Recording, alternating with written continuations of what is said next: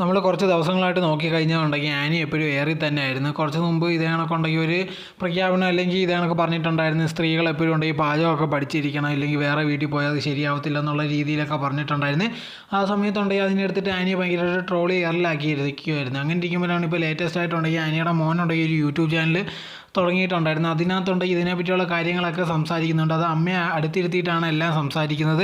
പഴയ ഓരോരോ ട്രോളായിട്ടുള്ള വീഡിയോസൊക്കെ കാണിച്ചു കൊടുക്കുന്നുണ്ട്. പിന്നെയുണ്ടെങ്കിൽ ഇതേണൊക്കെ ആനിയുണ്ടെങ്കിൽ അതിനകത്ത് വന്നിട്ട് ന്യായീകരിക്കാനും അതോടെ തന്നെ മെഴുകാനൊക്കെ നോക്കുന്നുണ്ട്. പക്ഷേ അതൊന്നും നടക്കുന്നില്ല. പിന്നെയുണ്ടെങ്കിൽ അതേ കാര്യം തന്നെയാണ് പറയുന്നത്. ഞാൻ അന്ന് ഉദ്ദേശിച്ചതെന്ന് പറഞ്ഞാൽ തീർച്ചയായിട്ടും ഉണ്ടെങ്കിൽ സ്ത്രീകൾ കുറച്ച് പാചകമൊക്കെ പഠിക്കണം, അത് കഴിഞ്ഞ് ഇല്ലെങ്കിൽ അത്ര ശരിയാവത്തില്ല, ഭർത്താവിൻ്റെ വീട്ടിൽ പോയി കഴിഞ്ഞാൽ പ്രശ്നമെന്നുള്ള രീതിയിലൊക്കെ പറയുന്നുണ്ട്.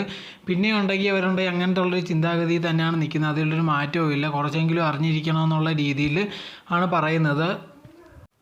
അതോടെ തന്നെ പറഞ്ഞൊരു കാര്യം എന്ന് പറഞ്ഞാൽ ഇതേനൊക്കെ ഉണ്ടെങ്കിൽ ഭർത്താവിൻ്റെ വീട്ടിൽ പോകുന്നതിന് മുമ്പ് വീട്ടിൽ നിന്ന് ഭയങ്കരമായിട്ട് പഠിച്ചിട്ടൊന്നും പോകേണ്ട ആവശ്യമില്ല. കാരണം ഭർത്താവിൻ്റെ വീട്ടിൽ പോയി കഴിഞ്ഞ് കഴിഞ്ഞാൽ അവർക്ക് വേറെ ഒരു ടേസ്റ്റ് ആയിരിക്കും. സോ വീട്ടിൽ നിന്ന് ഇതേനൊക്കെ പഠിച്ചിട്ട് പോയി കഴിഞ്ഞാൽ അത് ശരിയാവത്തില്ല. അവിടെ ചെന്നിട്ട് അവരുടെ ഇഷ്ടം എന്താണെന്നോ അതിനനുസരിച്ച് മാത്രം പഠിച്ച് അതിനെ ചെയ്തതാണ് ബെറ്റർ എന്നുള്ള രീതിയിലാണ് പറഞ്ഞിരുന്നത്.